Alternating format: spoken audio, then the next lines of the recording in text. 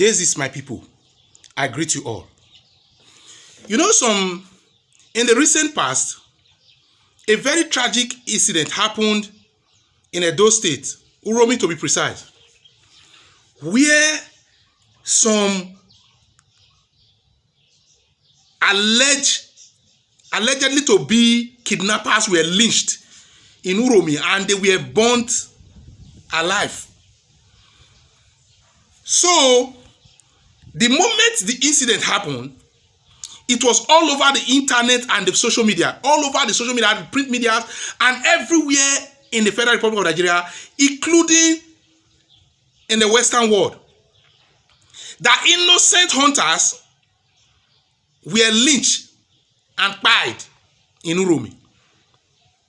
But you know, like they always say, when two persons are having confrontations, the one who is crying out louder seems or tend to be like the one who is being oppressed. Now, this is the case. From the very beginning, I was of the opinion, in my conviction, personally, that those persons that were lynched, there is every possibility that maybe one or two innocent among them.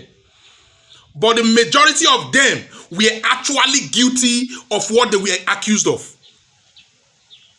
Without fear of any contradiction, I put it to the police and to the entire public who are out there taking part in this investigation that those persons were genuinely not innocent.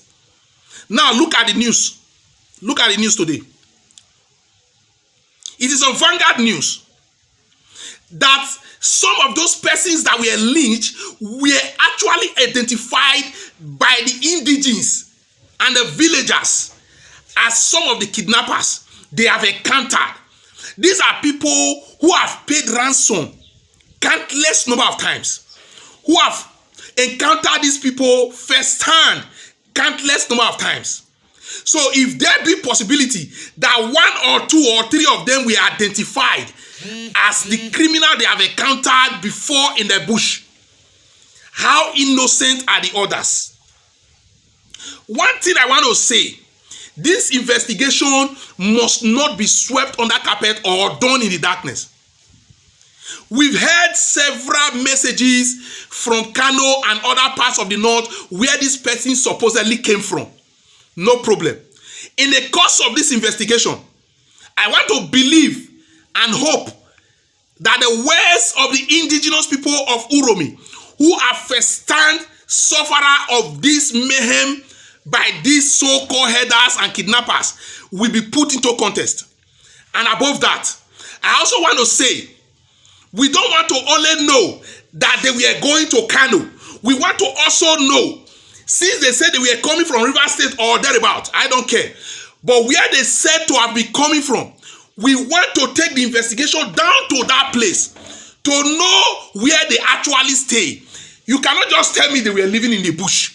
They must have one or two houses or places where they were actually staying in the supposed River State where they were coming from. So, people from there should be able to identify and say, oh, this and this and this were actually living with us until that very fateful day that they traveled. So, if you are just coming to start from the middle to say, we have arrested these people, we have concluded that they were innocent persons, then that means Nigerian justice system once again has been murdered on the altars of lies and unjust conclusion. That means that Nigerian justice once again has been murdered on the altars of lies and power. So please, I want to believe that this investigation must be done in the open, and the entire Federal Republic of Nigeria must be aware on day-to-day of this investigation.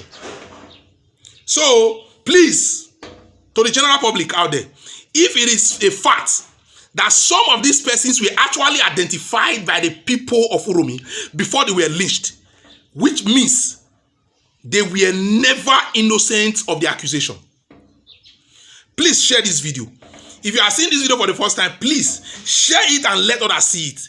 The world must know that no Nigeria is a second-hand citizen. We are all one.